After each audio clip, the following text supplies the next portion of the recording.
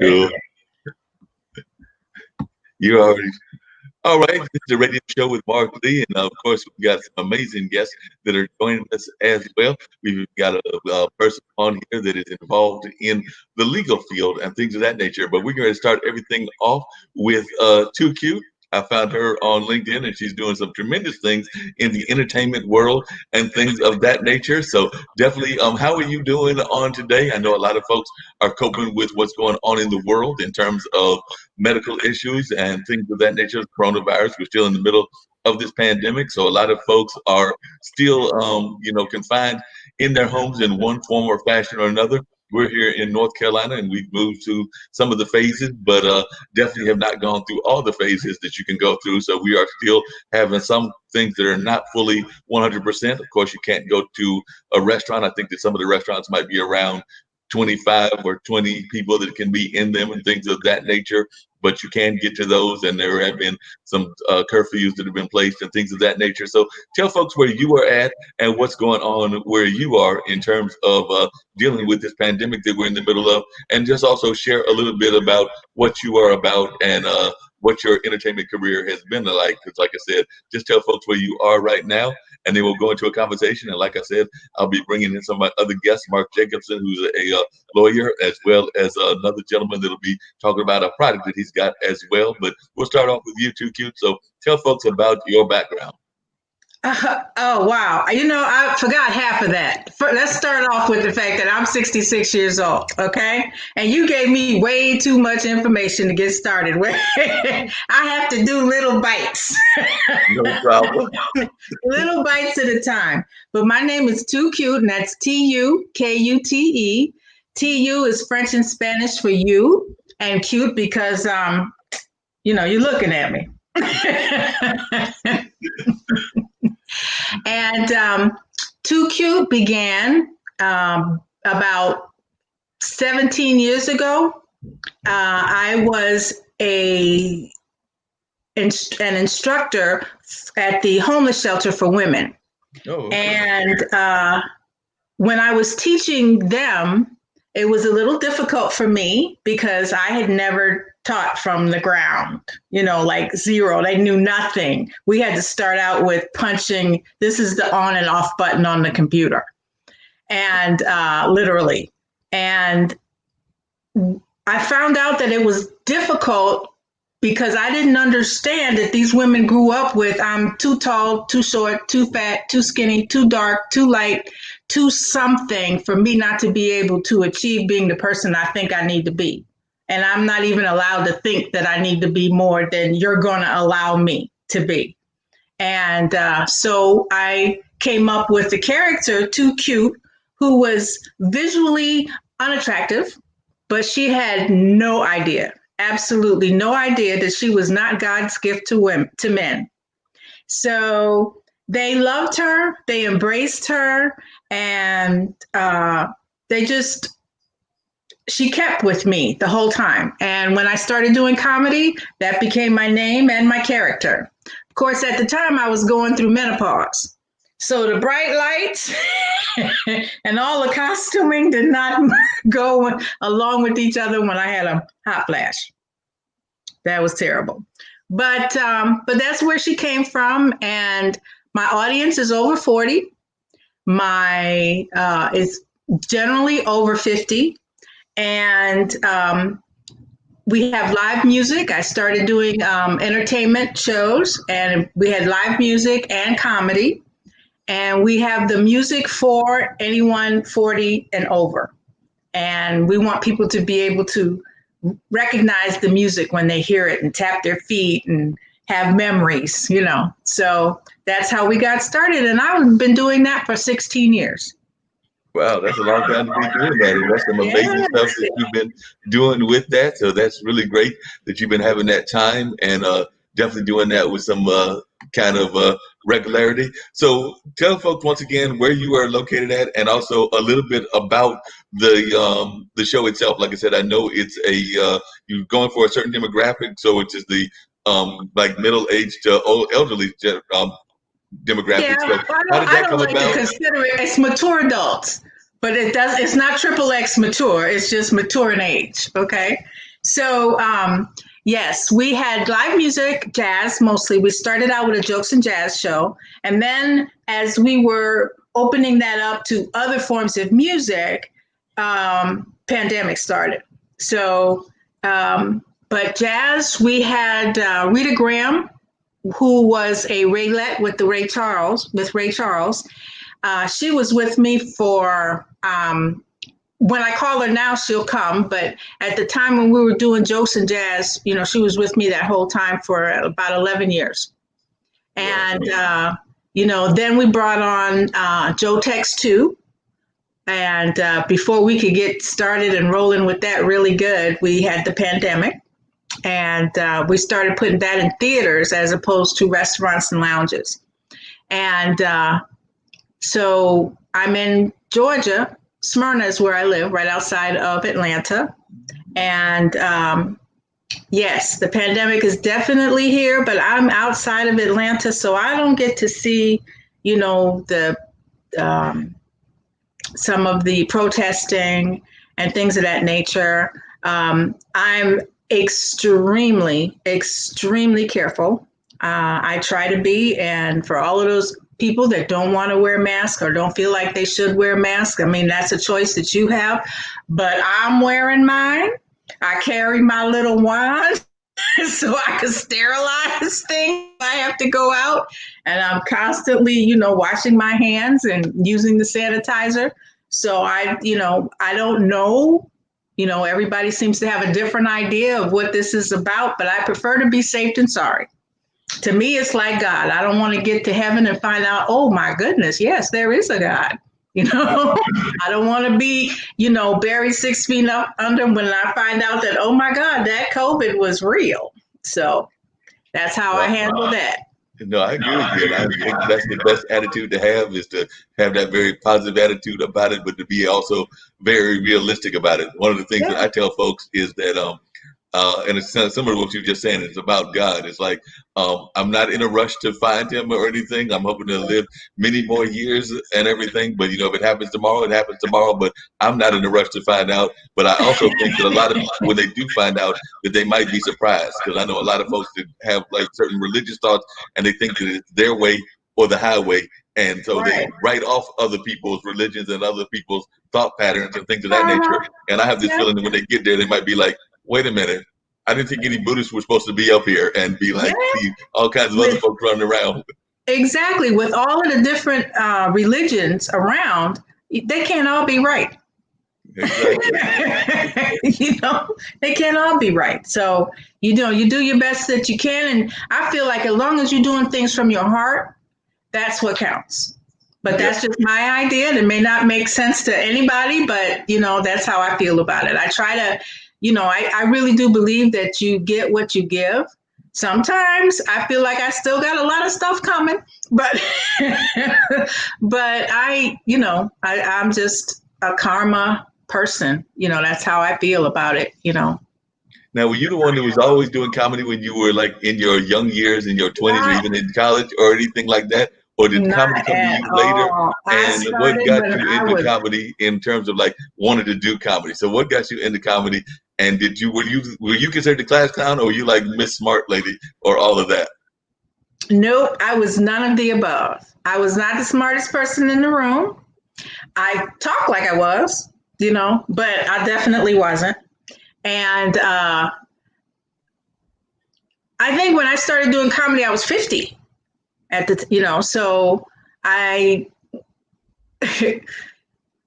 started getting out into the comedy scene. And when I did that, I found out I didn't like it, so I've heard people tell me it took them 5 years to get a job where, before they made their first paycheck. And I mean, I'm like, I'm 50. I don't have that kind of time. So then I started producing my own shows, and I just made me my business. And sometimes they would get upset because, see, then I didn't have as much time to work on my craft like they did, because that's all they did. Mm-hmm. And I presented mine as a business. So I found I had my own rooms, and I started hiring comedians. And Somebody told me one time, in front of a whole bunch of comedians, that I don't understand how you got your own room when you're not even funny. Like, what's funny? How much did you make last week? So who's getting a laugh? So I look at it like my business, and I don't want anybody to tell me they're going to pay me $25, $50 to get up on stage. I make all the money, and then I pay the artist. And that made sense to me. And I want to know, and then we'll bring Mark Jacobsen in as well as the other gentlemen and everything. But what is your thoughts about that whole concept? Because I know I've got friends that are musicians and entertainers of all sorts. I actually had a magician on one of my other shows last week, and we're talking about the pay factor and how sometimes artists don't feel that they're getting the kind of pay that they should get for the craft that they get. I mean, a lot of times people will try to shortchange you, get you to do things for free and things of that nature. And that's come up in a conversation, even on the festival circuit, where people will try to get you to do stuff at a discount rate because they don't take arts as seriously as they say take a dentist or a doctor. And you definitely gonna pay your dentist or your doctor when you go to them, but are you going to pay that same kind of money for your artist and things of that nature? Sometimes we don't give enough respect to the artist. So I was just wondering what your thoughts are on that. And then we'll bring in Mr. Jacobsen as well into our stream, because I like to have him bring in his conversation as well. So Mr. Jacobsen, I just want to say hello, but we're talking to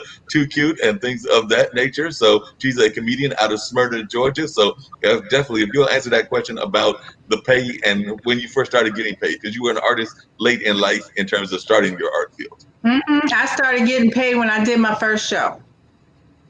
Okay. When I did my first show, I produced it, I promoted it. I was very fortunate to have people around me that helped me to promote. And I've had for 15 years, I've had a great following, and people come every month, twice a month whenever I have a show. I've been very fortunate with that. But the reason that they don't make money is because there's people like me going out to get it. You have to, and most of them, you have to ask, do you have a manager? Do you have an agent? And those people that complain about the money probably don't, or they don't have a good manager or agent. It's interesting you bring that up, because I can play right into Mr. Jacobsen and everything. Mr. Jacobsen, you've had the honor of working with some amazing artists around the world. I mean, you've had the pleasure of working with just some amazing names. If you want to share some of those names, we would be honored for you to share those. But definitely tell us a little bit about that, because I know a lot of times folks don't realize the importance of having a lawyer or an agent. Too Cute was just talking about that. She's a comedian out of Smyrna. But I know a lot of times even the big time folks don't necessarily know the importance of that. So I just wondered if you could share in your mind how important that is to get either a good lawyer or a good agent or things of that nature. I know that's part of your field, but a lot of times folks don't want to think about that. And a lot of times I think too many of our artist friends, whether they're young artists or even artists that are getting into it late in life, they know that it's called show business, but they really good at the show part. They forget the business part. So I just wondered your thoughts on that. Well, that's a common thing, and thanks for having me here. And Too Cute, nice to meet you. Nice to meet you, Mark. So, yeah, I represented a lot of people around the world. Some of them you can't meet because they're dead, but I represented the states of George and Ira Gershwin, Duke Ellington, and Elvis Presley. So I did a lot of work for them after they passed, particularly in the music publishing area. And also I represented songwriters like Jimmy Webb, who did By the Time I Get to Phoenix and Wichita Lineman and Up, Up and Away. And I represented James Brown for a long time, although I never met him. And I did Shakira's publishing deal, although I never met her. I did work for Fergie. So, I've done a lot of work for some very high-profile people. But to answer the second part of your question, yes, it's very important to have professionals on your side as early as you can. There are some lawyers who will work on a percentage basis, like an agent does and a manager does. I'm not one of those guys. I have very good friends who do, and some of them have become very wealthy doing it because they stick with an artist all the way. It's been my experience that artists like to go to the hot new thing, the next shiny object. So my practice, although I do represent talent, as you can hear, I have done it many times, they're more of an institutional nature and they're able to carry the freight. But for a young emerging artist, it is very important to have the right advisors in your corner. There are lots of lawyers who will work for reduced rates. I work often with young talent, and I try to help them as much as I can. I'm never afraid to talk to somebody over and over and over again. It's when I have to put pen to paper and start looking at contracts that it's important to me to get paid or come to some understanding. But that's just me. There are lots of guys who work differently. The typical rate is interesting. Most lawyers charge 5%. One of my friends charges 5%, I'm sorry, 10% of the first $500,000 of income and then drops it down because earning that first 500 is much harder than earning the second or third or fifth. Most managers charge most agents charge 10%. They're limited to 10% by statute in New York and California. I don't know the law in Tennessee. And managers in California for on-screen talent will charge 10%. Music managers will charge generally between 15 and 20%. And Elvis Presley's manager charged 50%, 50. Wow. That's a lot for Elvis's manager. So no wonder Elvis was getting into all those kind of troubles Wow. back in those days and everything. Because Oh yeah, I remember those stories about that manager. yeah, he had a lot of authority, Colonel Parker. What was interesting about him is if you think back to Elvis's career, he never played outside the U.S. except when he was in the Army in Germany. And the reason was that Colonel Parker was here illegally in the United States as an undocumented immigrant today.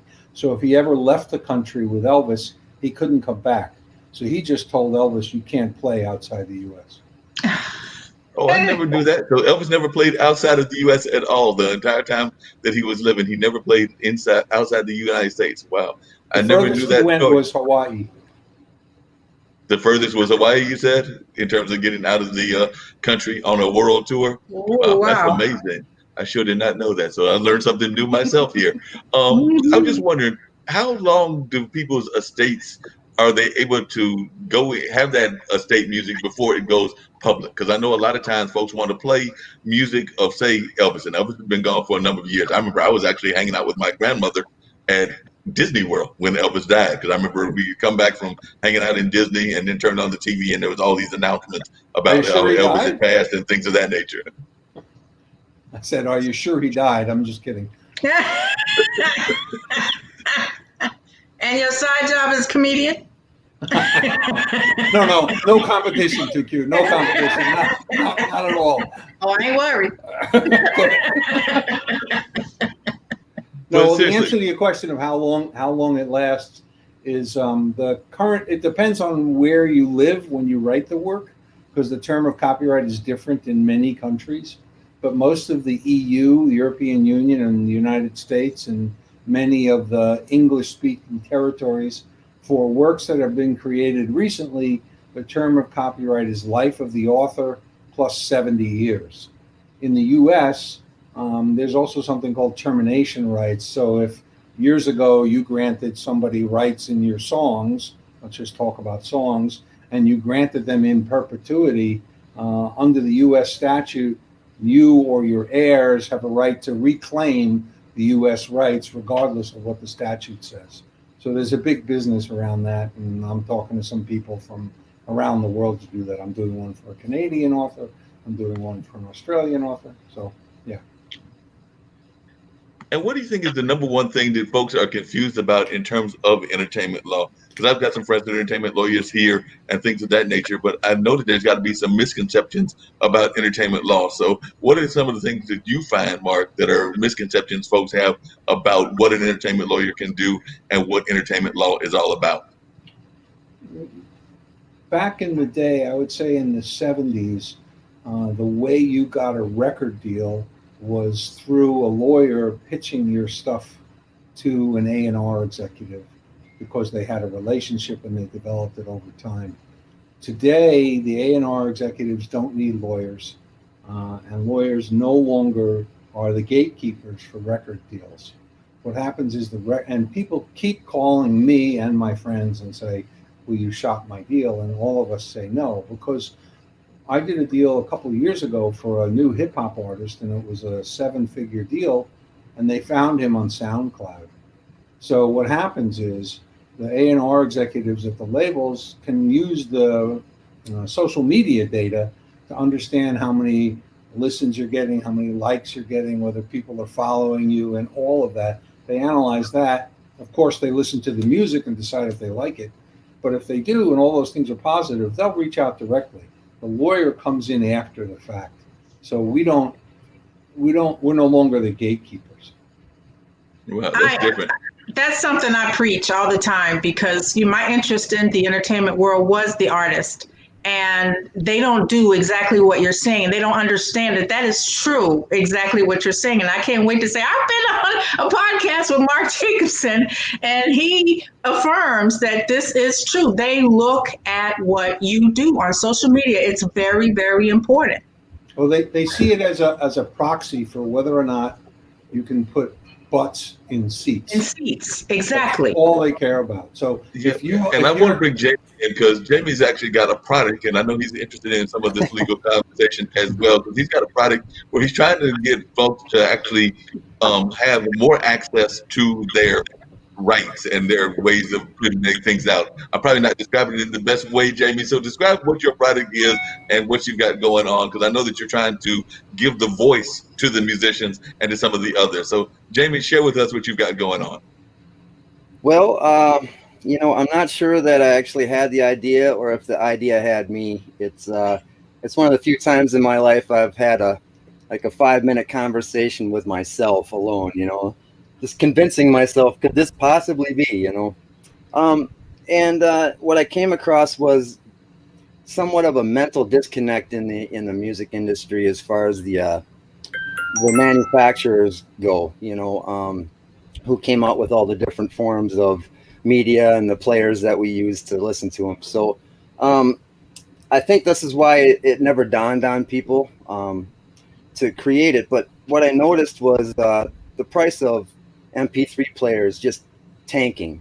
And then, just because of, oversaturation in the market, number one. But when the smartphone came out, and, there's 2.7 billion smartphone users today. So, the MP3 players are kind of obsolete. But, so the prices are even lower, in a bulk rate. And so what I realized was that 1/8" jack, 3.5 millimeter jack, that is an output lying out like in the Sony Walkman. That's the first time I had it, and the paths that were created to replicate music and for your own enjoyment. I mean, right down to listening to the radio and hitting play and record on your boombox. You know what I mean? So the industry was fully aware of some of the piracy going on, but since the beginning of time, there's always been a media and a media player.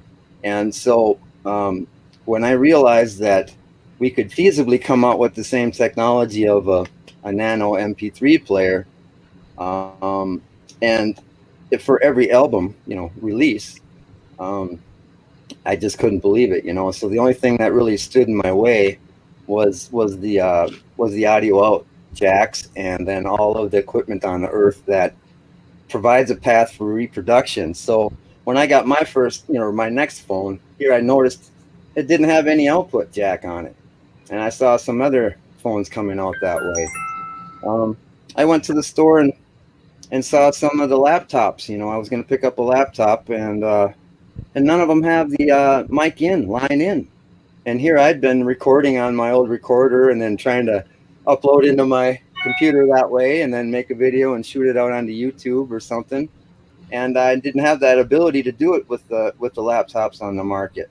And you'll have to excuse me because I don't have a pitch together for this necessarily. I haven't really talked about it to people. But so what I ended up arriving at is that if I could come up with an MP3 player that had the brains to decipher which components and systems to pair with, and be able to selectively pair with only headphones, or a car stereo, or some other devices out there, Bluetooth speakers that don't provide this path, that I was onto something. So that's when I started working with some of the Bluetooth engineers and decided to go ahead and create this patent. And so, the reason that it works is because manufacturers who make their devices, if they're going to work within a Bluetooth platform, they have to register the frequencies and the identification numbers of the product that they're making. This allows us to approach a company like Logitech, prime example of someone who might make some earbuds, they might make some standalone Bluetooth speakers, but lo and behold, they also make a Bluetooth adapter that will just take my signal and turn it into a female out that you can plug in a cord and go straight into your computer, and there you go. So it gives us the leverage to say to them, hey, give us all your numbers. I mean, they're public knowledge, but there's other identifiers that we can use as well to make it an easier process of pairing and filtering out the items we don't want to pair with. So they can companies can work with us and give us the information we need to pair with their products that are posing no threat to piracy, or for piracy, and then we can filter out the ones that do, and they can still go ahead and sell those products. It's just that it's not going to work with ours. And I've reached out to Beats. I haven't heard back from them yet, but I thought they're a perfect company to come out with something that would pair with their products and maybe set the industry trend that people would follow. One of the big hurdles that we're up against here is the management and the industry trend towards digital markets, and now virtual reality coming down the pike. And what I found over the course of 2 years is that I could hardly find an artist who wouldn't get excited about this. They're all just, they're all behind it 100%. And when I thought of the idea, I was so excited, and I couldn't believe it myself. I was wanting to go to the rooftops and shout it off, thinking the whole world would just embrace me with "Where you been all our life," And what I found was just the opposite. So one of the first people I talked to happened to be a lawyer that helped Madonna, or worked with Madonna on her 360 deal. And so through this conversation, he ended up asking me, why would anybody want to carry around 20 different things when they got 20,000 at their fingertips? And I wasn't prepared for this conversation. I was prepared for the conversation of, yes, this is awesome, So to have that thrown in my face right off the bat, I was like, who cares? Who cares what you want? Nobody has a right to anybody else's works for free, and that's just the facts of the matter. I don't care what kind of generations have gone past already thinking they have a right to free music. They don't. And so, and then, it would be a different story. Like Madonna's lawyer said, where were you 12, 15 years ago? The trend is the digital markets, and there's people who have invested so heavily into them that they don't really want to go back into physical goods. Even one of the upper management execs at Warner flat out said that they probably wouldn't be interested in going back into physical goods. They're really going into this virtual reality thing. And he said, imagine, Hey, Jamie, if I could just interrupt you really quick. Sure, and everything. I I appreciate the conversation, but I want to come back to Mark, because he actually raises an interesting question, which is that we've gone from the physical platform, and like I said, you're the lawyer in the house and everything, and to the more digital world. And a lot of times you do have access to those things. I know even on some shows that I've been part of, you can grab something from YouTube, and they'll send you the lovely YouTube warning, but I don't know how much enforcement they really do. They just send you the lovely warning about the fact that you used a YouTube track or this track or that track. So because of the flexibility of digital stuff and things of that nature, What do you tell folks about that? Because there is that whole concept of what's going on digitally and having greater access. I think that's what Jamie's referring to, and it's harder to track. It's harder to actually stop people from doing things along those lines. Not sure I understand your question, um, but what we find is once you release something on the internet, it is copied both lawfully and unlawfully, and you have to assume that that's going to happen. Even if you're a beginning artist, let's just call it that, and Right. you have a record on and you've released it on Spotify and Apple and whatever, and the dollar amount that you get paid for each play is extremely low. It's thousands of a cent. And so most of that's why Madonna had a 360 deal, because the record companies have recognized that the value isn't just in the record anymore. The record deal is the engine that pulls the train, but and so without a record deal, it's very hard to get seen. But publishing and touring pre-COVID and merchandise is where revenue comes from. The streaming business or the live stream or live concert business is booming, and that's where a lot of people are moving towards so that they can make some money. Yeah, that makes a lot of sense because I was just curious about that. And also, all of you, and I think Too Cute had a question or a thought on that as well. But all of you, where do you think the music business and the entertainment business is going in general? I've got friends of mine, they're talking about the fact that Broadway was shut down pretty much all of this year. So it's not happening Broadway at all. I've heard people even speculating that 2021 might be kind of in question as to whether we'll get live concerts or things of that nature. And we are seeing more and more people doing streaming shows. And what are some of those rights? This is more for you, Mark, that people will have in those streaming shows versus some of the other things that they might be doing. So I'm just curious where y'all think entertainment is going. Like I said, I'm a big fan. I've actually done some event planning, so I'm a big fan of outside concerts, big fan of concerts in venues. I'm actually on the board of the Carolina Theater here in Durham, and I've also worked with the Hayti Heritage Center and a number of other places that are cultural arts centers, and all of them pretty much are shut down right now. I mean, they may be getting ready to do some virtual things and some other things to stay involved and to stay engaged in the public. But for the most part, they're shut down. I mean, I do know that I think the country music scene and a couple of others are starting to do what I call drive-in concerts. So I know that there's that kind of push where it might be folks coming in because you can have that separation that the CDC wants folks to have. So I was just wondering what y'all's thoughts are in terms of where entertainment is in this new era, the era that we're in because of COVID, and where do you think we're heading, and when will we see relief in y'all's minds?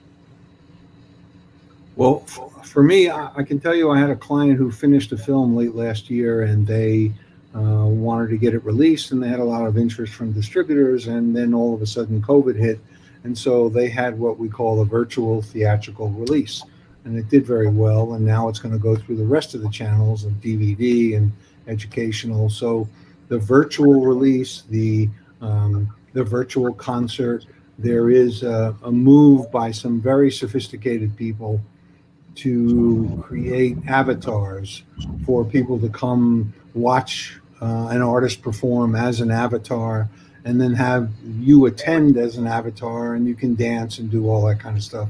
So that's where a lot of technology is going in that sense. But I think that once COVID is controlled, you're going to see live concerts, you're going to see Broadway, you're going to see movie theaters opening up again, because since man became able to draw on caves, he's been telling stories in the dark. So it's not going to change. Well, I'm glad to hear that it won't change and things of that nature. I'm not sure how I feel about the avatars because I was watching one of the NBA games and I saw the people watching from their, I guess, their TVs at home, those limited ones that were able to get seating and things of that nature. And it just didn't have the same kind of appeal as watching it on even a regular game, watching the fans engage, whether that's some of the celebrities we know like Billy Crystal and others, or just folks really engaging in the activity that are real people versus an avatar. So, and then baseball, we won't even talk about that because that's like cutout figures. And that really doesn't do anything for me in terms of watching those. So, Two Kid, you had a question that you were getting ready to ask or a thought?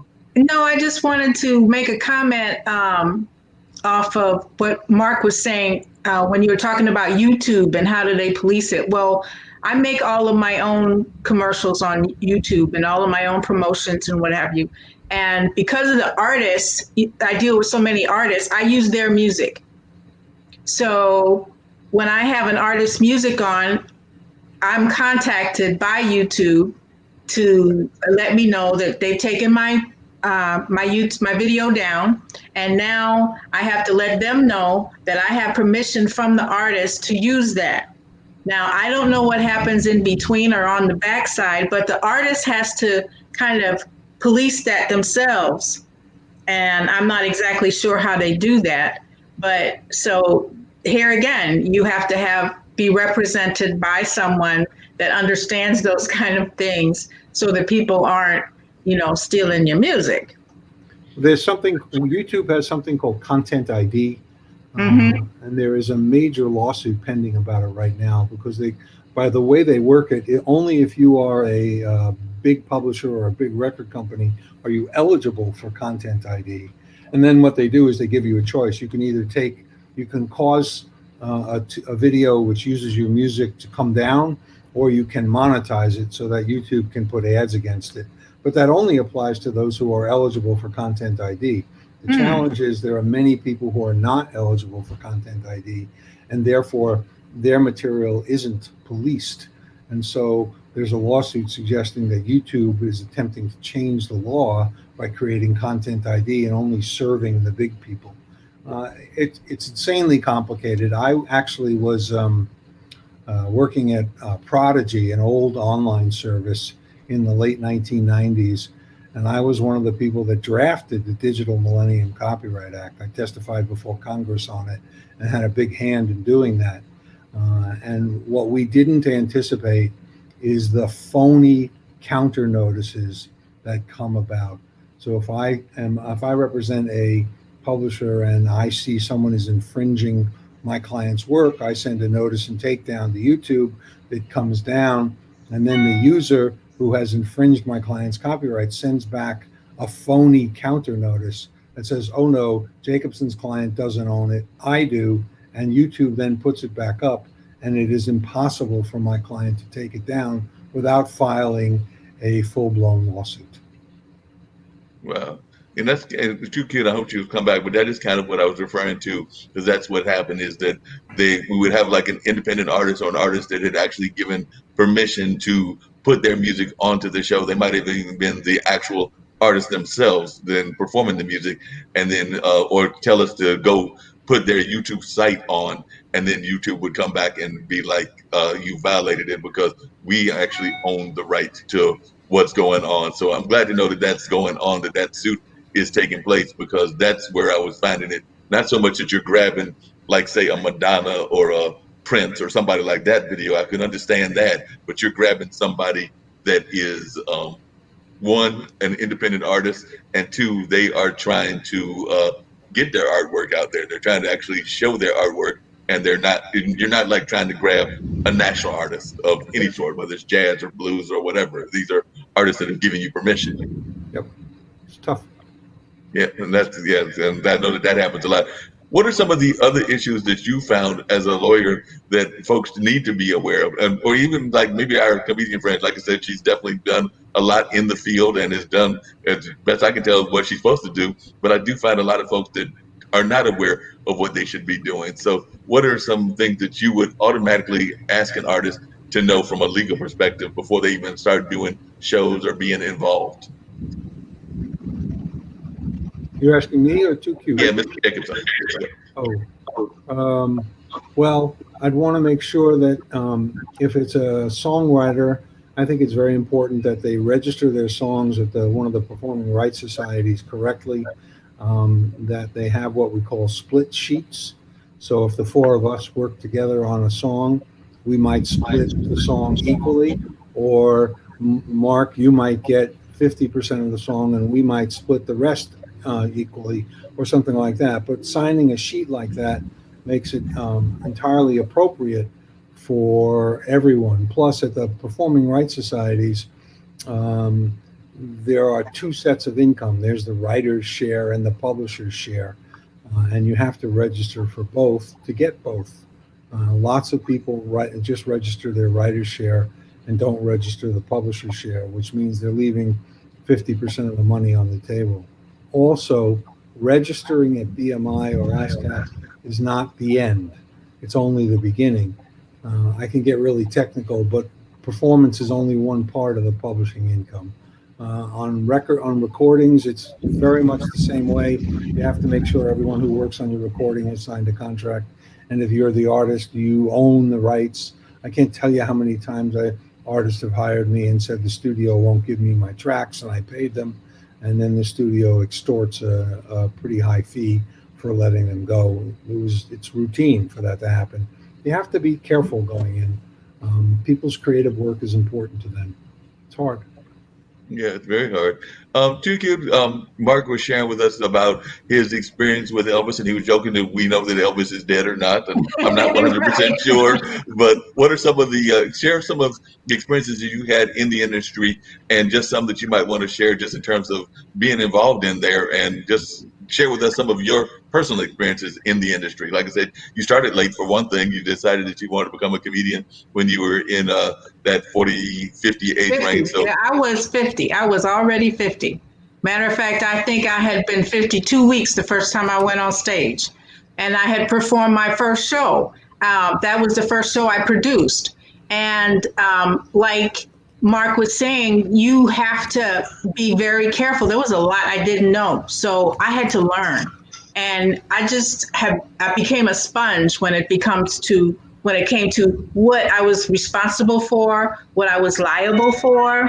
I worked in restaurants and lounges because they already had insurance, and working with the different artists, trying to maintain their writers and making sure that when I went into a place that there was, the insurance that was necessary, so it was, it was a learning experience. And that was not, something that I went to school for. That was not something that, I had even thought about doing, lasting this long, actually.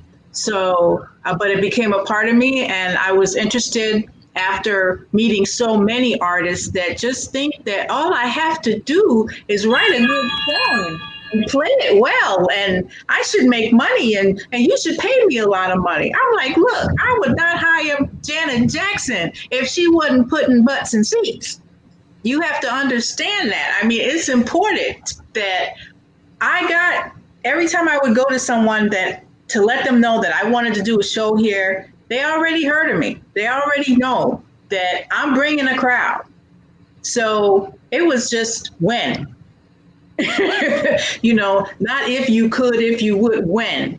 And they don't understand the importance of that. And when I would hire an artist, I hired an artist because I'd already been to their shows, or I'd looked at their social media to see who's following them and how they promote themselves. So that's important. That was important for me. And then along with that comes the learning experience. But you have to pick up everything you can and read it and talk to people, to make it happen so that you could do it intelligently.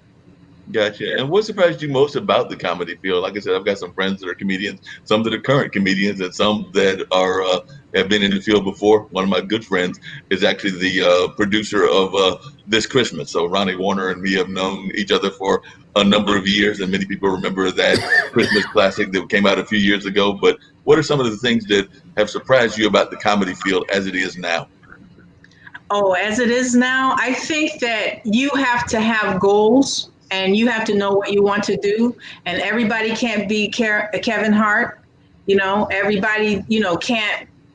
So you have to make what you want out of it. Make it yours. That's what I do. I make it mine. I went to the restaurant the other night and I was like, hey, they're letting people in here. Well, I need some time because I haven't been on stage for a while. And I normally do Vegas this time of year. And so I said, well, they never heard of me. I said, well, I'm a comic and you want me here. And I think he thought I was crazy. He said, honey, we got an open mic night. I was like, okay, all right. And then I sent him a video. And he watched that video while I was eating. And he came back and he said, "You don't have to worry about coming here for no open mic. We're going to put you on our calendar." I said, "Okay, thank you. That works." I like that. So, I mean, you have to be ballsy, so to speak, and you have to know what you want and go after it. And don't expect that every time you talk to somebody, they're going to do what you want. That's not going to happen. It's like any sales. You get a few no's and then you get a yes. I get very few no's. It makes a lot of sense. So, Mr. Jacobsen, what's the craziest thing that you've had that happened to you in terms of like somebody trying to approach you and wanting to get some advice? Because I know I've got a friend of mine who's a business owner in Dubai, and he talked about how he had somebody that wanted him to invest. He's got that kind of money that he can invest in things of that nature. And, I think the first thing he asked him was, did they have a business plan? And this person was a family member. They didn't have a business plan, so he automatically wrote them off because he's like, you're not even trying to be serious about what you're doing. So I'm just curious, what's some of the craziest things that you've heard? Because I imagine as a lawyer and you've been in this game for a while, that you've probably run across some very interesting stories. I represented a guy who got a book published based on his claim that he can actually move tissue in your skin without touching you. So he can give people nose jobs by just staring at them. Okay. There's another guy who came to me who claimed that his little 3-minute video was the inspiration for a chorus line. And he showed it to me, and I showed it to my wife, and we had both seen the show, and it was, what planet is this guy on? I mean, they're so far removed, and the copyright infringement claims are the ones that are the most bizarre. People claim that whatever they did, whatever somebody did successfully was infringed. One of my friends keeps telling me, where there's a hit, there's a writ. So. Yeah, that makes sense. It makes a lot of sense. And I want to hear both of you, well, everybody, how, because I remember there was a time that piracy was a big complaint around the industry, particularly around music. I imagine around comedy as well. I mean, I haven't heard as much lately, so I'm thinking that you must have kind of put some rules into effect. But it seems that that's kind of what Jamie's product is trying to do, is that he's still seeing some folks that are doing this kind of piracy stuff. So how much of an issue is piracy of music and piracy of content, and with something like Jamie's product help alleviate it? So what are your thoughts on that? Because it definitely, I'm just not trying to get a feel as to whether it's still a major issue. Because I remember that definitely early on in the age of the internet, we heard all kinds of talks about it. And of course, it came up even in congressional hearings. Well, I'll let Jamie answer that. Wonderful. Well, there's still very much alive today, this music piracy. So, at $12.7 billion, and now it's down to like half that, as far as the revenue. And so, on a global scale, nobody knows. I mean, it's in the trillions. So, there has been efforts made online, to stop the ripping, and as you might have heard in some of the hearings and some of the stuff that's going on recently, there's methods and tactics that could be used and have been there for years, and they're not using them. You know what I mean? So I think some legislation might be in order, that requires them to do some of these things. My product doesn't seek to kill digital markets. Okay. People enjoy having these things at their fingertips, and I'm not here to take that away. What I'm here to do is to give artists a choice and to create leverage for them in these digital markets. Okay, so if Ted Nugent, who I love dearly, were to walk in and demand more money in digital markets for his new album coming out, I'm not sure how much leverage he'd have even with my product. But if Bruno Mars walks in the door and says, I'm not going to give you all even one song if you don't give me the price I want, right? Now he's got something. So right now, artists got nothing. They got a CD that anybody can rip. There's no protection at all. I myself am seeking legislation, and I've already reached out to the Trump administration, my local state representatives, Not to pass legislation that requires you buy my product, but legislation that says, hey, you have to use whatever technology is available out there, to protect your client. And you don't have to use this technology, but you have to have something at least as equally effective. You know what I mean? And so for a label or a man, anybody to contract an artist and take on the responsibility of protecting their music, representing their music and their livelihood, to me owes it to that artist to protect his music in any way necessary. Otherwise, it's a crime. So I got a buddy who got on board with this right away. His name's James Boggs, and I don't have all his stuff memorized, but I'll tell you, this is what he told me today. He's got 300 songs on YouTube. And over the course of the years, he had his own label with a bunch of bands underneath him. And, he decided to release 2 of the albums to digital markets. And after tracking those 2 releases, he had 2 million downloads over the course of 15 years, and he's gotten $2,000. And so, he's saying that the money's not there for the artists. And so, deals like the 360 deal where, Madonna could be playing in Brazil, and if you're in France or in America or wherever you are around the world and you got the VR headset, you can attend her concert. And when you're there, they've got cameras, that you can look all around you, and it's not shadow people, it's the real people there. And you can spend money, to just be up in the nosebleeds, or you can be right on stage with your favorite artist, and all the pricing of the tickets in between. So that's going to open up the door to huge revenues. But, the whole reason I even came across this idea I had was because after my music career neared its end at 30, I realized I was getting pretty old, and if I hadn't gotten some traction by now, it might not happen. I started focusing on my son and got him the recording equipment I never had and the gear that I never had, and tried to get him in the position to make a demo. And he's a very talented young man.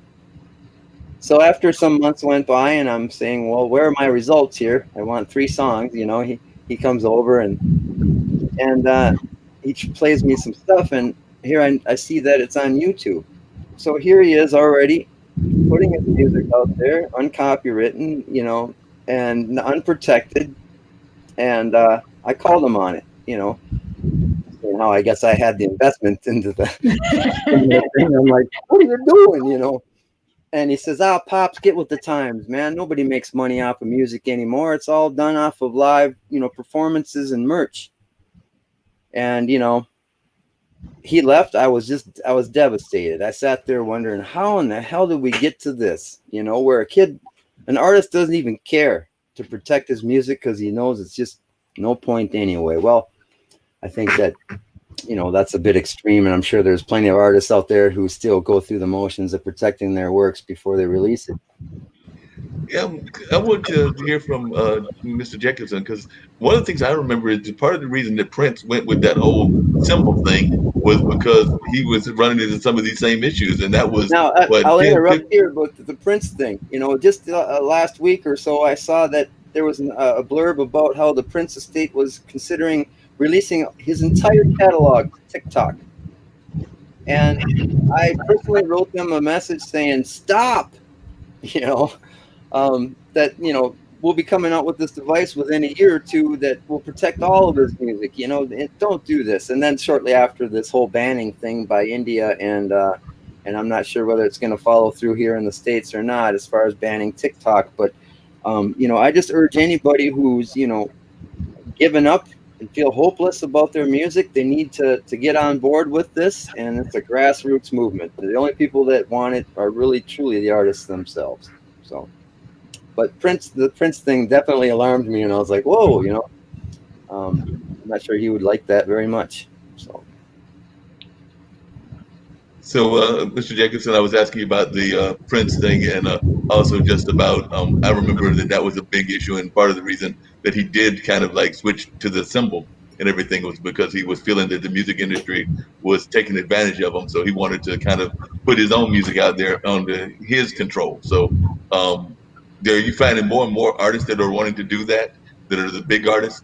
No. If you look at the Billboard charts, the top 200 songs or albums or what have you, the vast majority of them have been released by the major record labels. There are a few exceptions. There are always exceptions. For a long time, I was a manager, and we believed in self-releasing. The challenge with that back in the day when I used to do that is we estimated the cost of getting to a #1 album through streaming and all that was between $500,000 and $1 million. Most artists don't have that money.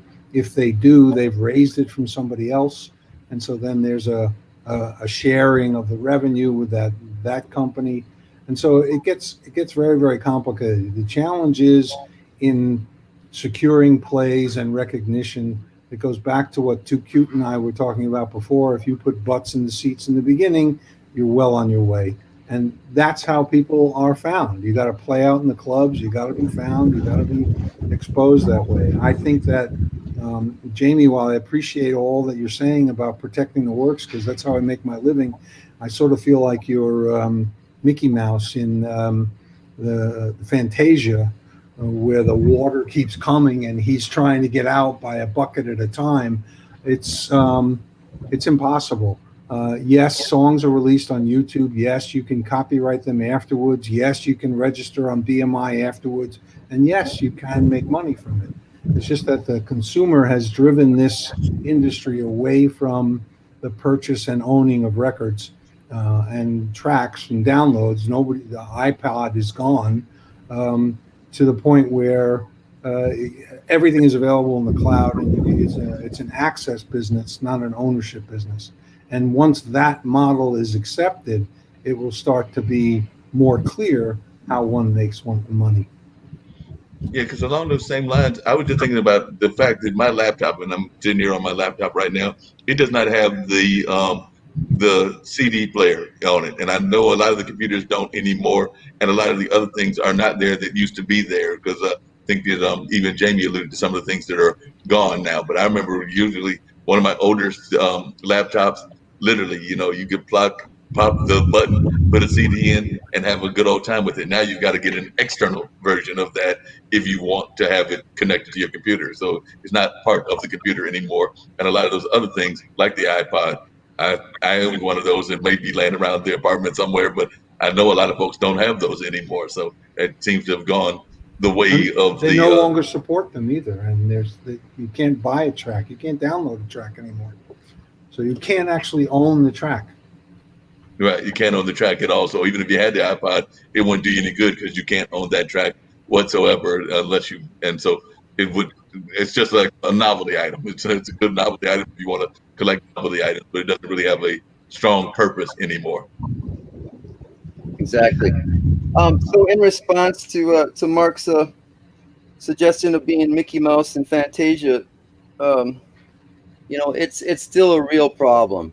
And I just learned today that out of if you have a top 40 song on the charts, this peer-to-peer sites that have evolved now, instead of like one person uploading it to the site, BitTorrent or Napster or something like that, and then another person downloading it, now they can just send it direct to each other peer-to-peer.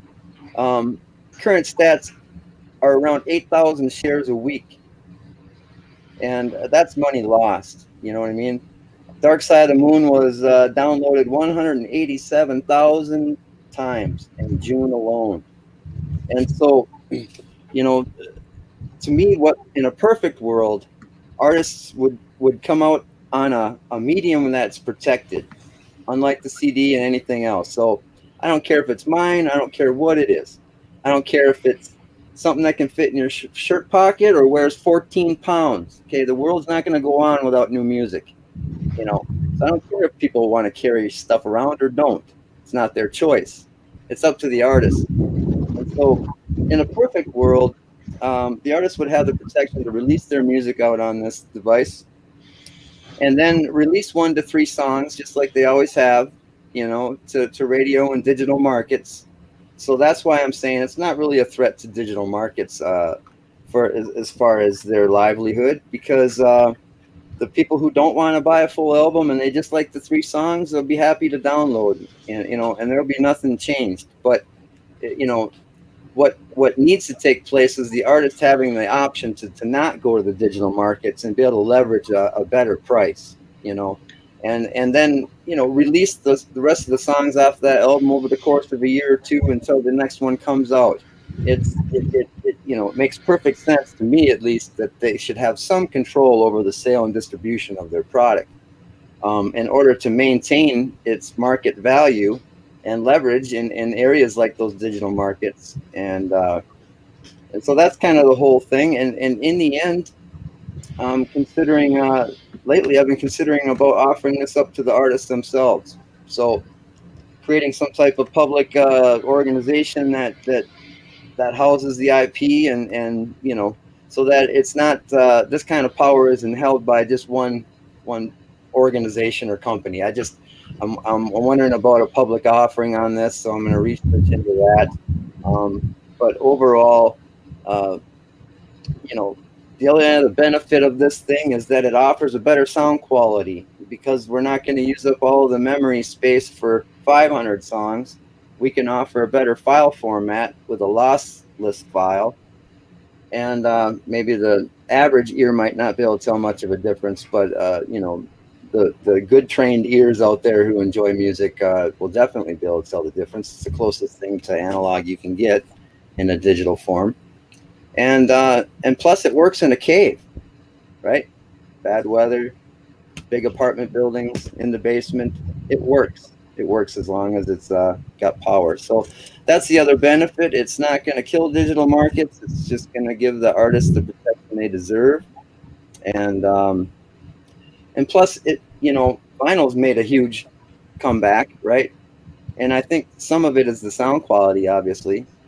But I think, even with CDs, tapes, records, you remember, it's the physical, it's the smell of the album when you open it up. It's the, all the artwork and the stuff. And so I'd like to have, I think that comes into play a little bit as well. They look like little mini albums with the front and the back. But at any rate, I digress. I think that no problem. But I did have another quick question for both of you, Sure. and actually too cute if you want to jump in as well.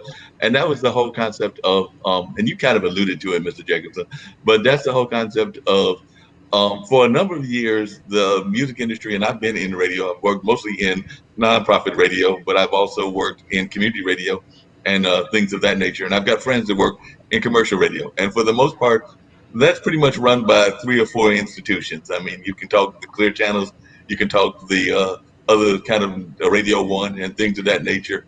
And the same with the concerts, like Live Nation is a major player. There might be 1 or 2 other players.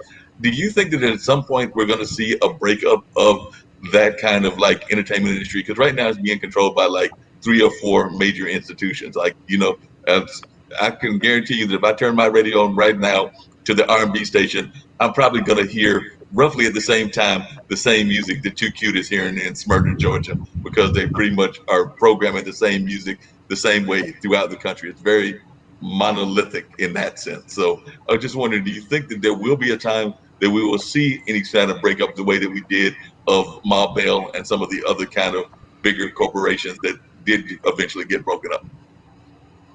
No idea. I think it has a lot to do with who wins the election in November. You're watching the Democrats and Republicans take on big tech, Facebook and Apple and Google.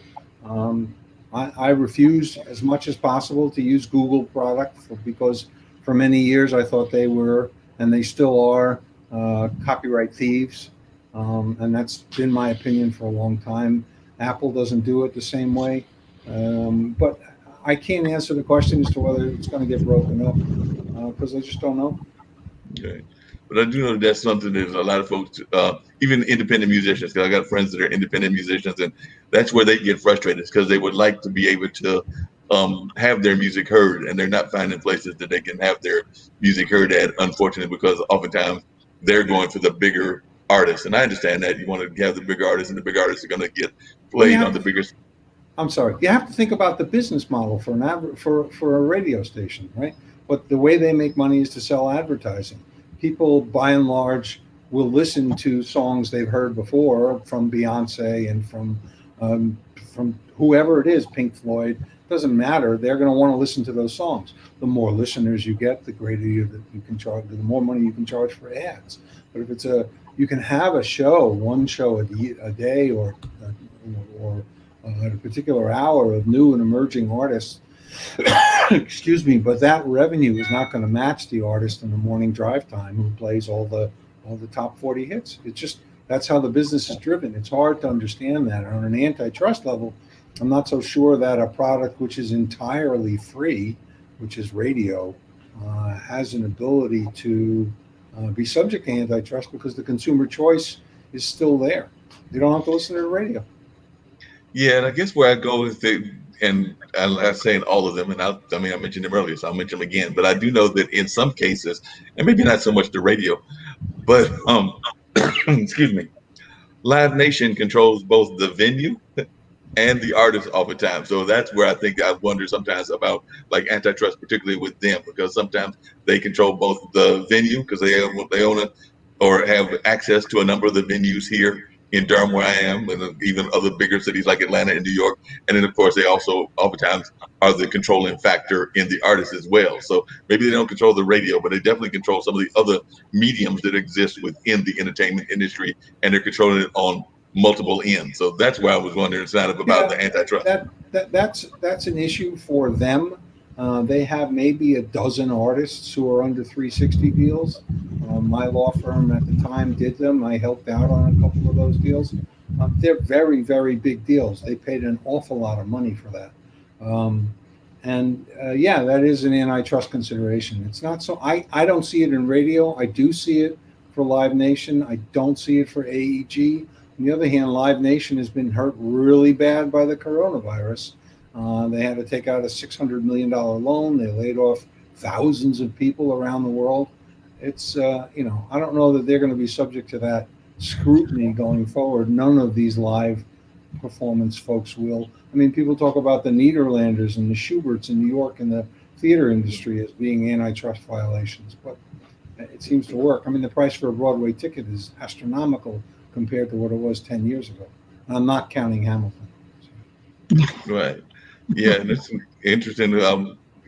For all of you, how are y'all dealing with, switch the topic just a little bit, but how are everybody dealing with the virus and their own kind of confinement? Are you doing actual work, Mr. Jacobsen, where you're actually going into the office? Because I know a number of folks were doing it just strictly from their home. I'm friends with Sri, and I know Sri was pretty much just doing a lot of stuff in his, he's a digital media pioneer. He was doing a lot of stuff from his house, and then he went off and got a chance to have a little bit of vacation time and get out. So he's starting to move around a little bit in New York, but there are still a lot of confines that people are having work-wise.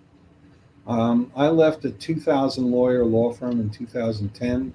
I bounced around in a bunch of offices and rented space, and about 3 or 4 years ago, I figured out that I didn't need an office. So I've been working at home well before the virus came in. So it doesn't matter to me. Makes a lot of sense. Up 30% since the coronavirus is this whole being quarantined at home or whatever. So I've been busy trying to spread the word here. I appreciate any help that's out there. I can't say that I'm convinced myself. I'd like to be. I know early on I again experienced a trend in the market that wasn't embracing it, other than artists. And so, the jury's still out in a sense. I followed through with the patent expenses because the heart of that technology could be used in other sectors, of industry. So it's not just this device that I needed to protect. But there has to be, someone has to demonstrate a need for this, and I guess that's why I'm here, and I'm gonna continue onward trying to find out, what the public opinion is on this. But the artists to me are the ones that really matter as far as, if I'm making a mountain out of a molehill and there really isn't the need for this, then we need to come to that understanding. I haven't seen it yet. To me, again, I feel it should be a harmonious relationship between digital markets and whatever they come out on, the whole release. So that's the direction I'm going, and I thank you guys for hearing me out.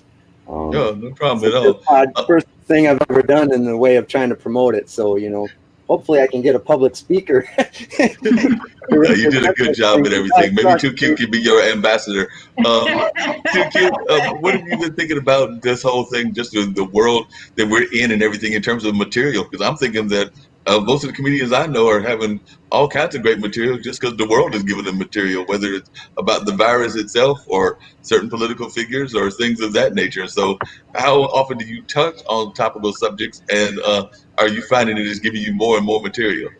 I throw it in because when you have something like this, every comedian has something to say about it, and it just becomes redundant. So I have to come up with something new.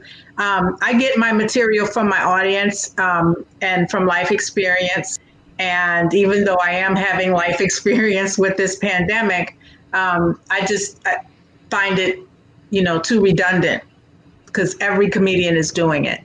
And but I've spent my time trying to figure out my business and how I can continue. I do believe that we're going to have issues next year, but I need to make some money.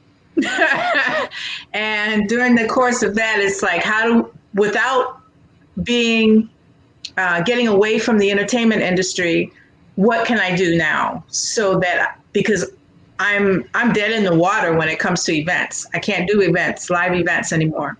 So I've been spending my time, and I've become an Amazon influencer, and I've picked up a couple of people to do some marketing for them. And I kind of like that. I'm trying to even make that funny, with the videos that I'm putting together now for their products. And I have my own Amazon store where, my genre is over 40. And so I'm putting together products that they can come to my store and know that the products there are for people that, are geared towards people that are over 40. So that's what I've been doing. And I love the process of doing something different, but being the same, so to speak. Gotcha. So I'm gonna put you on the spot because you've been giving us some good humor and everything, but I want to hear a couple of your jokes and everything. I think Mr. Jacobsen would as well, and Jamie. So go give you a chance to put you on the spot. Hold on a second. Didn't we have a conversation in the beginning of this about how people ask comedians and artists to work for free? I would never ask her to do that. But I can tell you, if you go to toocute.net, NETTUKUTE.net, you got some stuff out there that can make you smile. So I need you to get to my website anyway, that I'm still putting together, by the way, as I'm, being in business and developing my business as a new way to try to keep everything flowing, so to speak. The marketing I'm still working on, but it's coming together. I'm excited about it. I am funny, when I go out to the airport, which I'm not doing anymore. I go out to the airport, everybody want to talk to me. I think I have that kind of face. People think I'm friendly, that I want to talk to them. So they want to tell me about Jesus. So I pull out my Bible. And when I pull out my Bible, they just keep going. They leave me alone. And then there's a few that, I want to talk about Jesus to you. I start speaking in tongues. That gets rid of them real quick. I would get rid of them every time.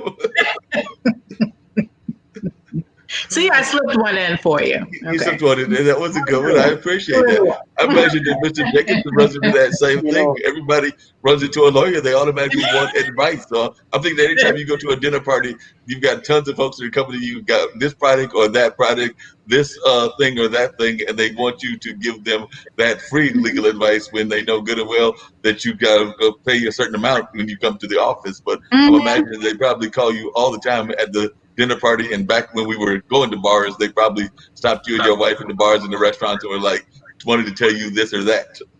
Yes, it's worth what you pay for it. So. Yes, that's exactly what it is. But however, because having been in business being in business for myself for several years now, I'm the one thing that I do know is that there's like tons and tons and tons of people telling you how you should run your business, and this is the best way to do it. This is the best way to market it, and they want to sell you something. They all want to sell you something. I get that. I really do get that. But if you're trying and you're starting out, you don't always have the money to try out everything to find out what doesn't work, what works for you. So I'm putting together a small group of people that I'm working with to, I'm footing it, the advertisement. And if they're willing to put in the work, I'm willing to put in, some funds to try to make this happen so that they could market their business and try to get themselves, up and running, so to speak, and to learn about marketing and to learn what works for them, because the same thing for your business might not work for mine. Exactly. So just tell folks too, kid, really quickly, what the business that you have and what were you doing work-wise before you became a comedian? Like you said, you became a comedian at 50. So what was the work field before you got involved in comedy? For years and years and years and years. I worked in corporate technology and several facets. I was a trainer and I wrote training materials. I sold. And in technology, that was it. I worked, as a matter of fact, that I'm in this guy's house right now, who was a shareholder in a business that I started working in over about 30 years ago. And he had an accident, and he is now a quadriplegic. And I've been, working with him ever since. He's been a quad for 22 years. So on and off for 22 years, I've worked with him and I've gained, I can't tell you, an infinite amount of knowledge when it comes to, we were talking about having the business plan and, I was his business analyst for a while. And so they would have to come through me. The projects would come through me before I sent it to him, because I knew what he was going to look for and I knew what he was going to ask if they didn't have. So that worked out for me, so I'm 66 and I always forget what I'm talking about. No, that's right. You tell us a little bit about your background, and I wanted Mr. Jacobsen to share a little bit about his as well. Yeah. So what got you involved in law in general, and then more specifically, what got you involved in entertainment law? Were you always wanted to be an entertainment lawyer, or was this something that you wanted to do when you were back in teen years, or it became something you became involved in later in life? One of my, when I was a kid, my uncle, my mother's sister's husband, my uncle, was a very prominent lawyer in Jersey City. And when he passed away, there was a funeral procession that was over a mile long. Plus, when we go to his house for Passover dinner, there were judges and other lawyers, and everybody was laughing and having a grand old time. And I thought that was cool. So I wanted to be a lawyer. And then when I went to law school and I heard about copyright, in that I could make money watching TV, reading books, going to plays and movies and things like that, I said, that's what I wanted to do. And I've been chasing that since I graduated law school in '78. In the beginning of this, I talked about some of my clients. I still represent lots of prominent clients, but they've moved more towards technology-oriented people and the unusual users of music. I represent the cheer industry, cheerleading, and they have had a difficult time with music over the years, and we've kind of straightened that out for them. I wanted to talk about a business plan notion, though. I know how important it is for most businesses when you have a unique selling proposition and you need to set that out. But when my clients come to me with a film and they come to me with a business plan for that film, I don't read it, because every film has the same goal, and that is to be theatrically released with as much attention as possible, and then sold to the premium cable networks, and then sold to the streamers, and then sold to free TV, and possibly on DVD in every territory in the world. So I think for films that a business plan makes no sense. And I urge my clients not to do it, because invariably they add in the back of the plan, here are some comps for other movies and they never list the movies that are flops. They only list the enormously successful movies, which unfortunately is misleading when you think about securities law. So I'd rather they not do it. And that's my view on business plans for films. It's not true for a product like Jamie's or any other thing. They all are attempting to solve a particular problem, and you have to identify the challenge in the industry, the solution, the product, how yours is going to work, all that stuff. And that makes a lot of sense. I had a website once called politics.com. I was the president of that. When I became the president, the stock tripled in value, and then we couldn't raise any money. But I had developed what a lot of people call the bulletproof business plan. But the challenge with the business plan was that I assumed that people cared about politics. And at that time, they didn't. So maybe you need to start it again now, because everybody seems to care about politics and way too much about politics. Been there, done that. Next subject. He's like, I'm not going there, can't do it, won't do it. You're not going to make me do it whatsoever. I was the star of that movie. It was a failure. I'm not interested. Started that movie, don't want to start it again, don't want to do a remake. So he's like, nope, can't do it. Nope. Just out of curiosity, because we've talked about this on one of our other shows here on IBM.TV, and this is actually, I guess, a legal question. And it's, what is y'all's thoughts on the concept of having compulsory internet or compulsory telephones? Because a lot of folks are thinking, because of what's going on in education and the virtual world, that there's a lot of people that don't have access, that need to have access to the internet. So there's like this thought that we need compulsory internet, like mandatory that everybody has internet no matter what their class or thing is of that nature. Is that even legally possible, or is it kind of like the compulsory election that we probably can't have that here in the United States because it would have to be done by a Supreme Court and all of that other kind of stuff? Excuse me 1 second, please. Yeah. Your card, this doesn't work. Okay, Mark's handing out money. That's a good thing. Yeah. But what are your thoughts on that too, Q, while he's waiting? Do you think that you would love to have compulsory internet and things of that nature? That would be wonderful, mainly because of the world as it is at hand today. But, if you can, you can. And if you can't, you can't. So I don't know about being compulsory, but, I'm all for it, having places where they could go and get on the internet, if they can't have it at home. But, with a phone, I think most people have it. Most people have phones. I think that they've launched some plane, like a drone plane, and they intend that it will fly forever. You know what I mean? It's not supposed to be coming down. It's to provide internet service to remote areas of the world, in areas that they can't run these lines and whatnot.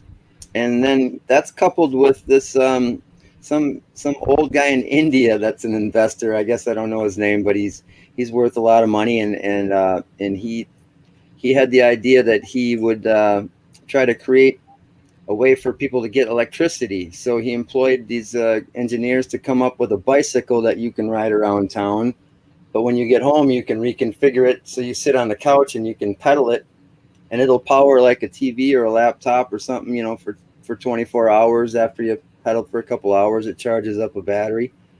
So I think the two things in combination could actually provide internet services to all sorts of areas in the world that can't access it now.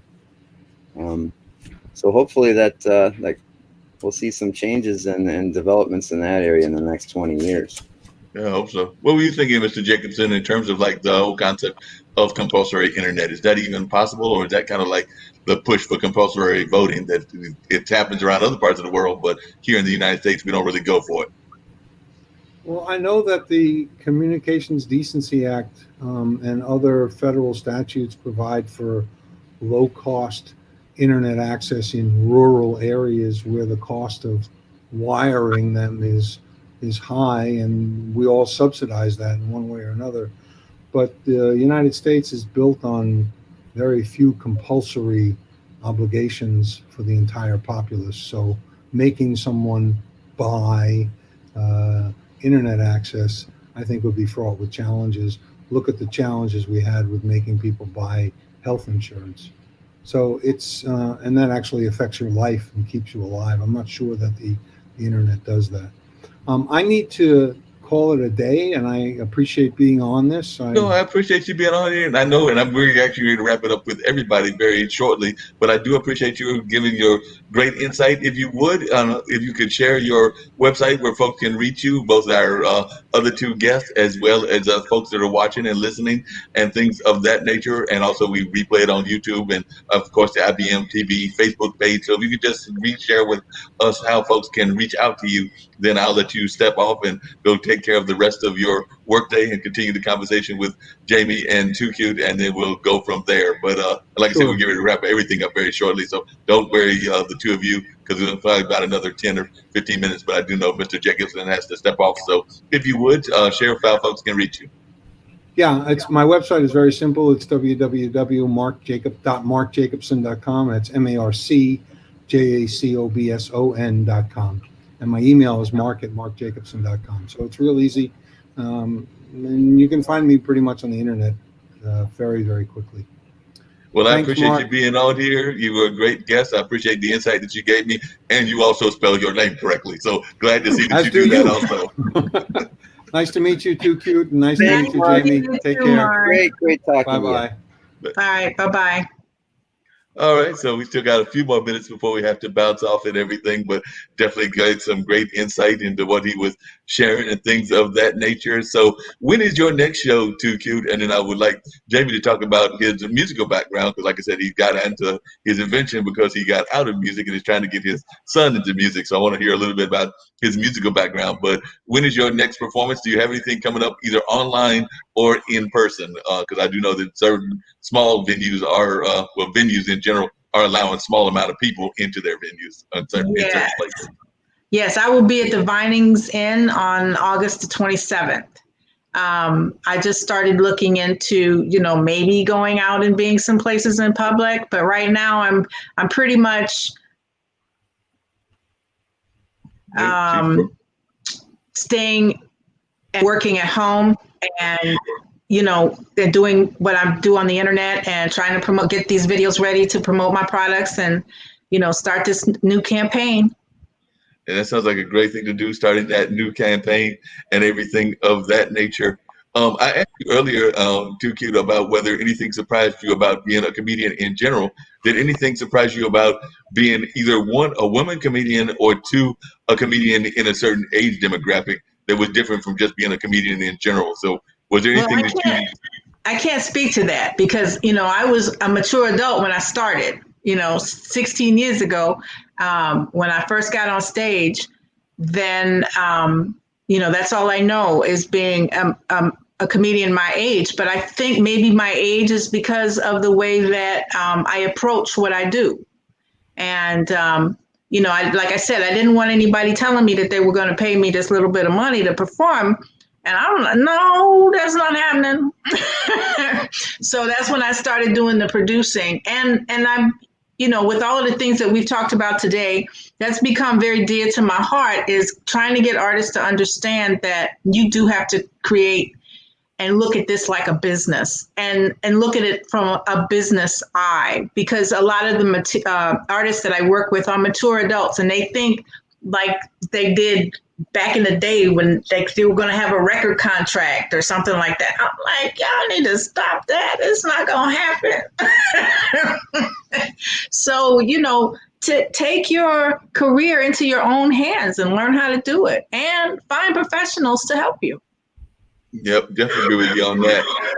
Jamie, tell us just a little bit about your music background, because like I said, I know that you came up with this because of your own interest in music. So tell us what kind of music were you doing? Where were you doing this music performance at? So folks can know where you are calling us from and everything. But just tell about the music business and your own personal involvement in the music industry. And also tell us a little bit about I believe you said it was your son that's in music now. So what kind of music are they doing?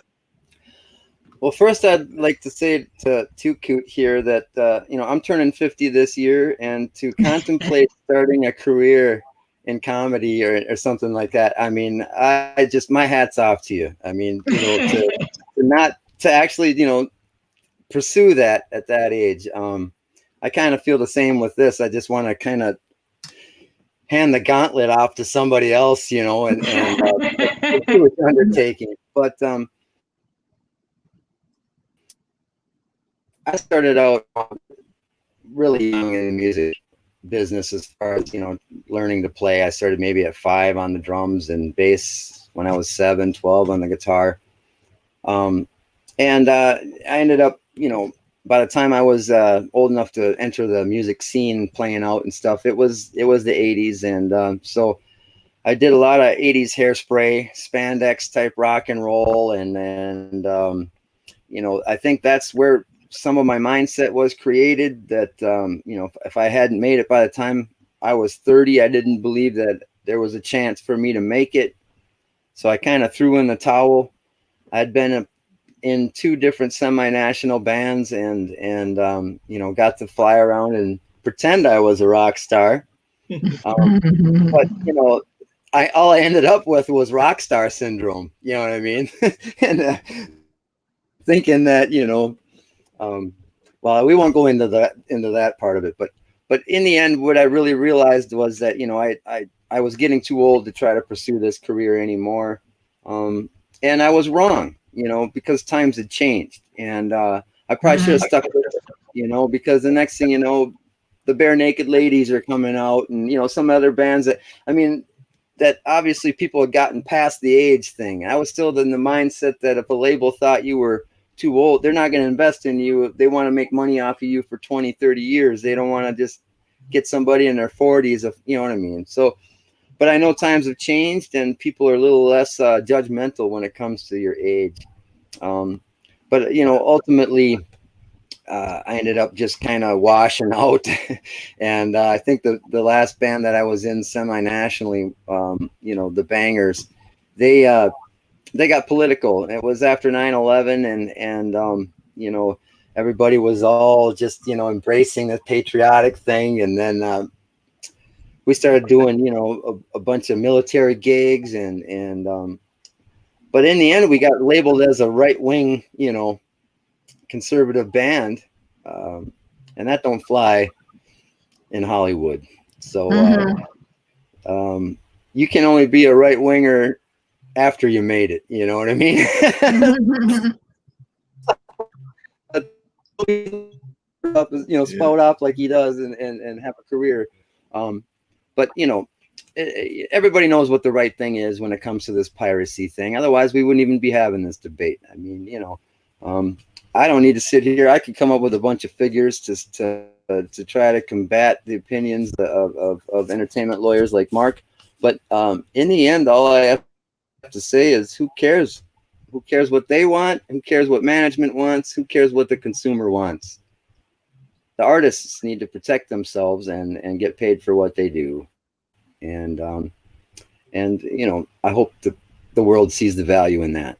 So you know, that after I washed out, going away from your question, but after you know, I gave up on trying to make it nationally, I just started kind of doing some tribute bands and doing, you know, I did George Harrison, you know, and after being a product of the 80s, you know, and trying to be like Satriani and Vai, you know, I'm really, really accomplished, you know, and now they hand me this old country gentleman with a cord and an amp, you know, just an old Vox amp, and it's like, make it happen. Well, to me, it was like trying to wrestle a dinosaur to the ground, you know. It's just and the fact that you could either play it or you can't. There's no big wall of effects and distortion to hide behind or anything like that. And not only that, I was used to jamming rock clubs, you know, and you know, with a lot of pressure, sound pressure, and crowd energy right up there to draw from, you know.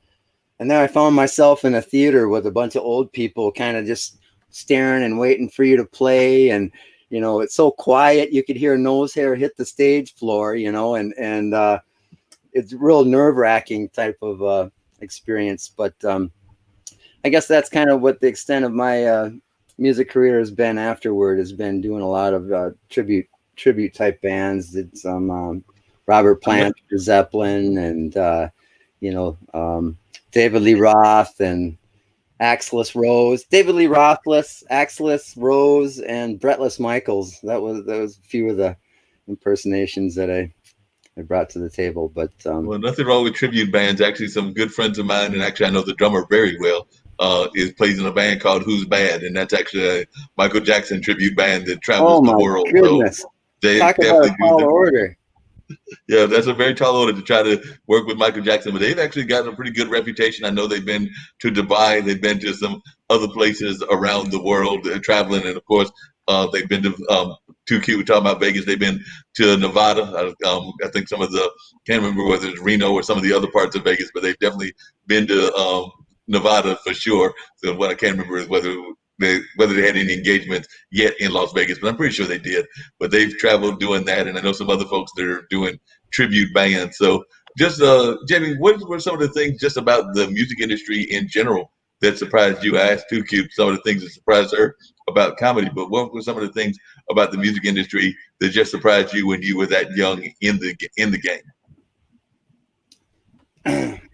Well, when I had already been out on the road probably 6 nights a week for a couple years before I decided to start working on my own original music, and got some money together for a digital studio and started recording. And that's when I found out how crappy of a singer I really was. I mean, and this is after having crowds of people shaking my hand, coming out the stage saying, dude, you rock.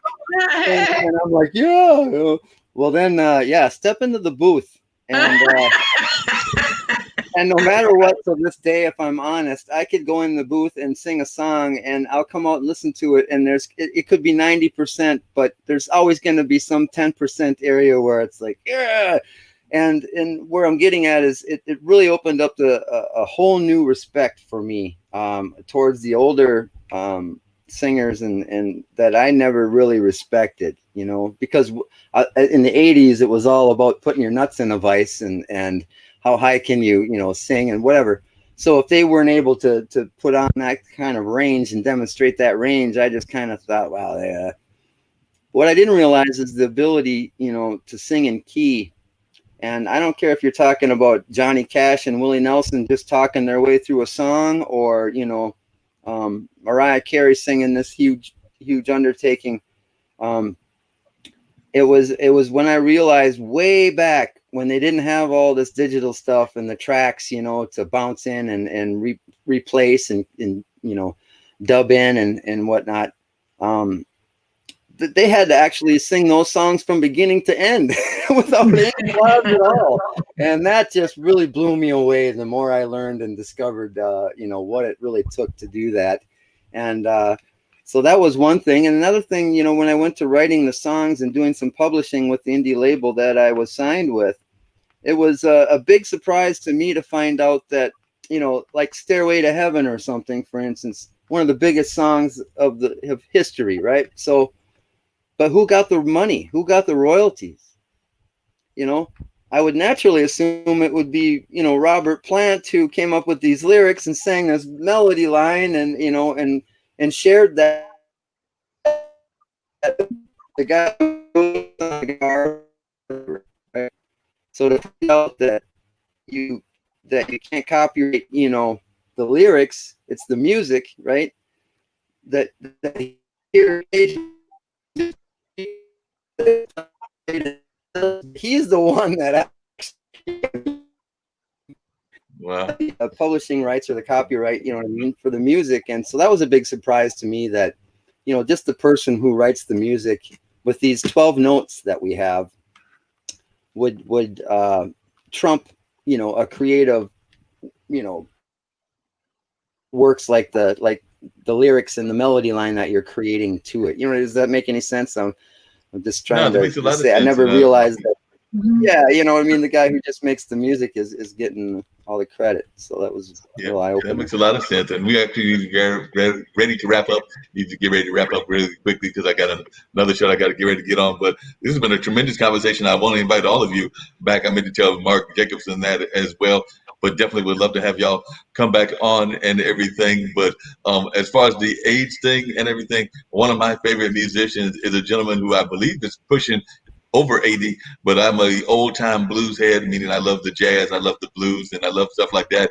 Buddy Guy is still kicking it. Buddy Guy is still doing some tremendous music Yes, he and is. is an amazing musician. I Yeah. don't know if you've ever seen him perform, but he runs up and down the stage like some of those young rockers and does a great job of it. Because, like I said, even at his age, you're sitting there going like, I can't believe that you're 80 or whatever age that he is, but I know it's definitely around that Ian 80 age. Anderson from Jethro Tull is the same. I mean, just you can't believe he's like David Lee Roth running around. You know, it's. But yes, I appreciate the time being here. Thank you. Yes, thank you very much. Thank you No very problem. much.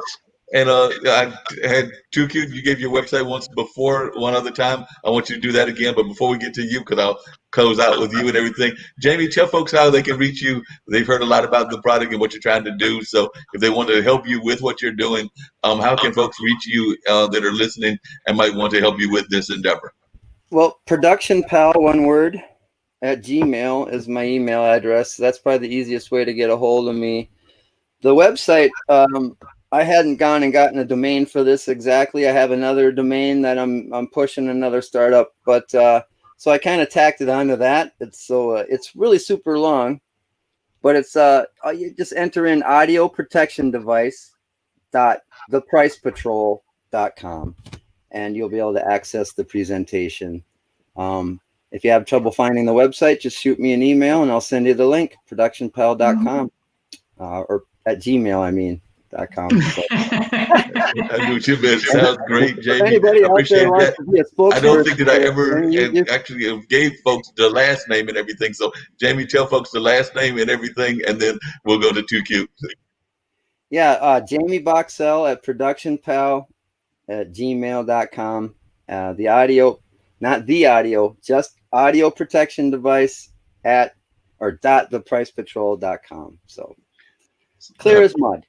All right, sounds good. Appreciate it, Jamie. All that right, was thank you so much, you guys. No problem. All right. How do you sign out of this thing? Yeah, I'll hit remove, and that's how we do it. So there you good. go. Oh. Well, I think he was thanking us. I probably hit it too soon, but that's okay. That's just the way life goes sometimes.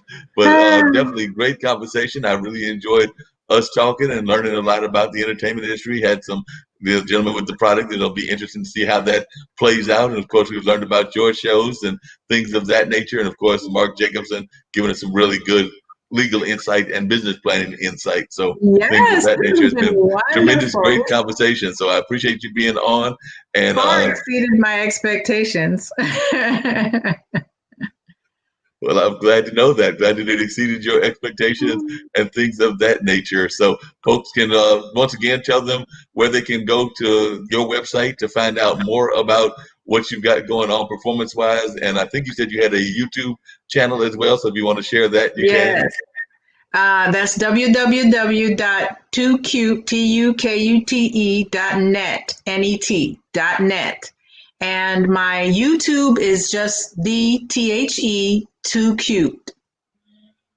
Sounds good. And you're definitely that. Because like I said, you were teasing earlier talking about how when folks first meet you, they just have to know that you're just trying to live up to your reputation and things of that nature. So you're definitely doing that. I've been trying to figure out what the hat was because I was thinking it was AKA, but then I'm thinking it's not AKA. So I'm not sure what the hat is standing for. So what's the hat all about? It's Alaska.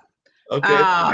My roommate is actually from Alaska, and she was Miss Alaska in 1984 when Sarah Palin came in second place. Wow. She won.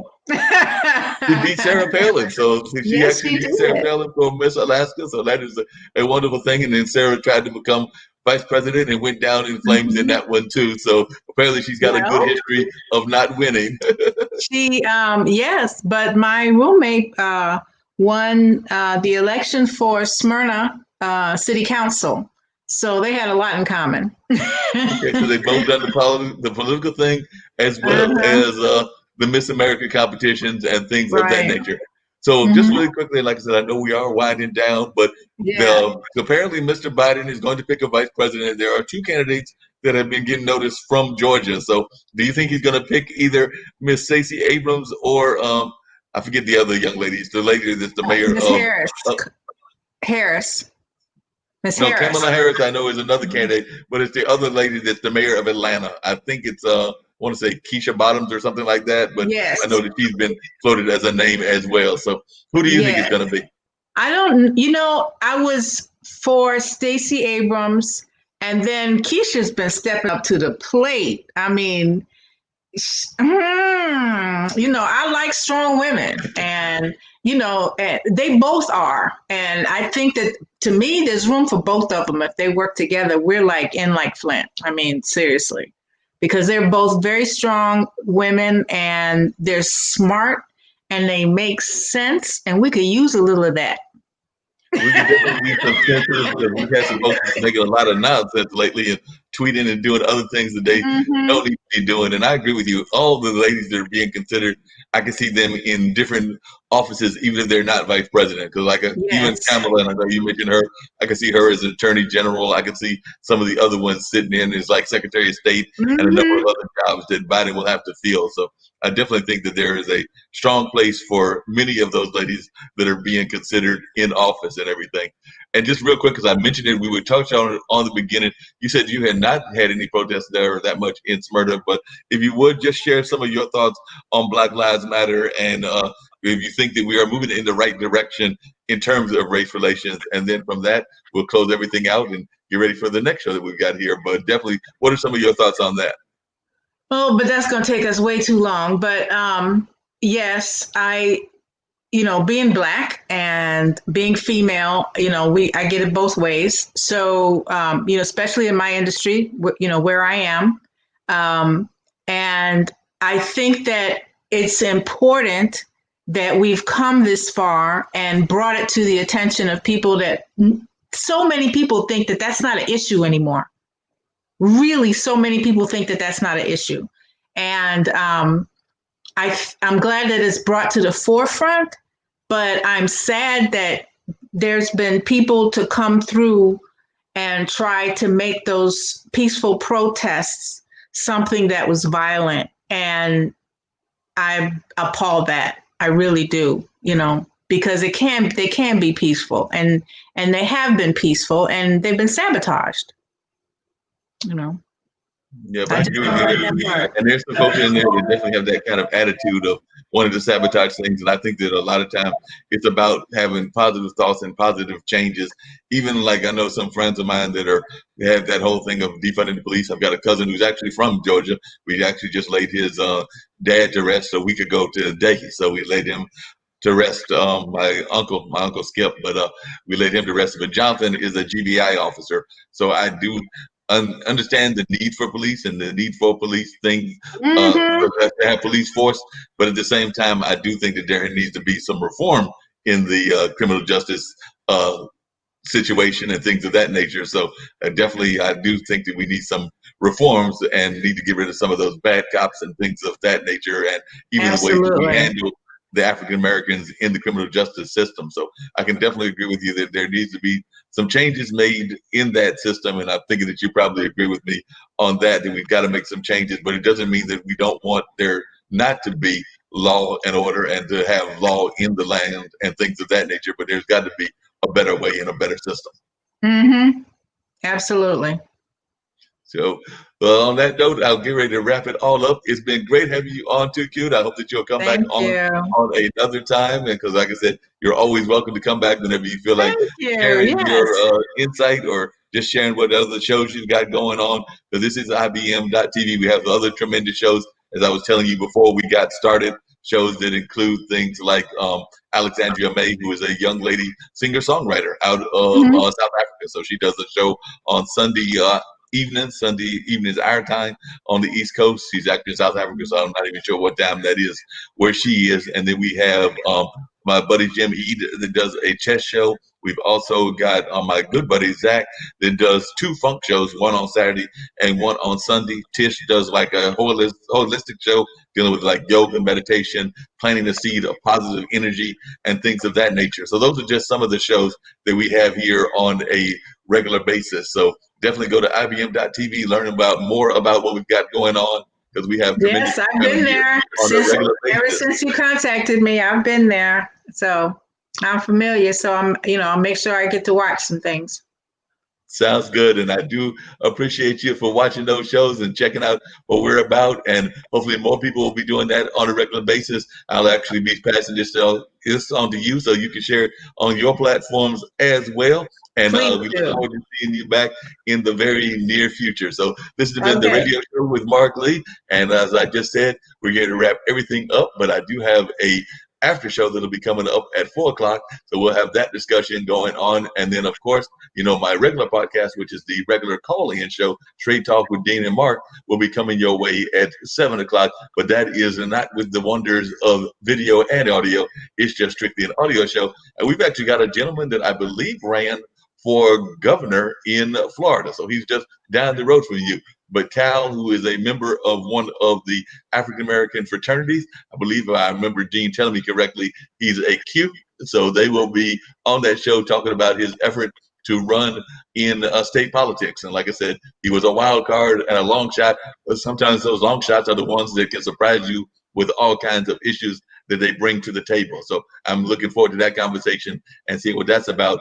And Roberta, a young lady who has worked in both media as well as with various nonprofits, she'll be joining us as well. So she's actually worked with some of the national networks and things of that nature. So it should be a lively conversation on that show also. So definitely go to blogtalkradio.com/squared807 and check that out. Okie dokie. Thank you so much. No Bye-bye. problem. Take it easy. And like I was saying to the fans and everybody, we will definitely be having that show coming in about another few minutes.